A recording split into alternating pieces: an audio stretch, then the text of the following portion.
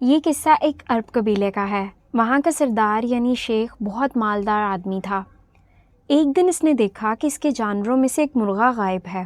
بس پھر کیا تھا، شیخ نے فوراً اپنے ملازموں کو دوڑا دیا کہ جاؤ مرغا ڈھونڈو۔ وہ خود بھی ٹیلوں پر چڑھ چڑھ کر ادھر ادھر دیکھنے لگا، لیکن مرغا کہیں نہ ملا۔ رات تک تلاش جاری رہی، لیکن کوئی سراغ نہ ملا۔ ایک ملازم نے کہا لگتا ہے کوئی بھیڑیا مرغا اٹھا کر لے گیا۔ شیخ نے فوراً کہا پھر اس کے پر لے آؤ۔ ملازم چپ ہو گیا۔ اگلے دن شیخ نے اونٹ ذبح کر کے قبیلے کے سب لوگوں کو کھانے پر بلایا۔ کھانے سے پہلے اس نے اس مرغے کو ڈھونڈنے کی درخواست کی۔ سب حیران رہ گئے، دل میں سوچنے لگے اتنا بڑا امیر شیخ اور ایک مرغے کے لیے اتنا پریشان۔ خیر سب نے کھانا کھایا اور چلے گئے۔ چند دن بعد کسی شخص کی بکری گم ہو گئی۔ شیخ نے پھر اونٹ ذبح کیا، سب کو بلایا اور کہا مرغے کو ڈھونڈنے میں میری مدد کرو۔ لوگوں نے اب کھل کر کہنا شروع کر دیا کہ شیخ پاگل ہو گیا ہے، بکری گم ہوئی ہے اور یہ مرغا یاد کر رہا ہے۔ شیخ کے بیٹوں نے بھی مہمانوں سے معذرت کی کہ ابو کی طبیعت کچھ ٹھیک نہیں ہے۔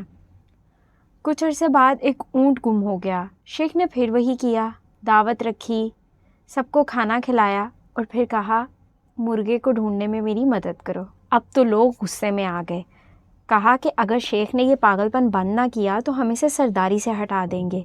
شیخ یہ سن کر خاموش ہو گیا۔ پھر ایک دن ایک نوجوان لڑکی قبیلے سے غائب ہو گئی۔ یہ خبر سن کر قبیلے میں ہلچل مچ گئی، سب کی غیرت جاگ اٹھی۔ شیخ نے پھر سب کو بلایا اور کہا آؤ میرے مرغے کو تلاش کرو۔ اب تو سب لوگ آگ بگولا ہو گئے، لڑکی غائب ہے اور شیخ ابھی بھی مرغے کی بات کر رہا ہے۔ لوگ خود لڑکی کو ڈھونڈنے نکل پڑے، کھوجی بلائے گئے، کنویں چھانے گئے، نوجوان ٹولیاں بنا کر دور دور گئے۔ آخرکار ایک پہاڑ کے غار سے سراغ ملا۔ جب وہاں چھاپا مارا گیا تو پتہ چلا کہ یہ ڈاکوؤں کا ٹھکانہ ہے۔ وہیں یہ لڑکی اغوا ہوئی تھی اور وہیں سے شیخ کے مرغے، اونٹ اور بکری کے بھی نشان ملے۔ اب قبیلے والوں کو سمجھ آیا کہ شیخ پاگل نہیں تھا، وہ بار بار مرغا یاد دلوا کر دراصل انہیں خبردار کر رہا تھا کہ کوئی خطرہ ہے، کوئی گڑبڑ ہے، لیکن لوگ ہر بار اس کی بات کو مذاق سمجھتے۔ کہانی سے ہمیں یہ سبق ملتا ہے، اگر کسی چھوٹی غلطی کو نظر انداز کر دیا جائے تو وہی چھوٹی سی بات آگے جا کر بڑا نقصان بن سکتی ہے۔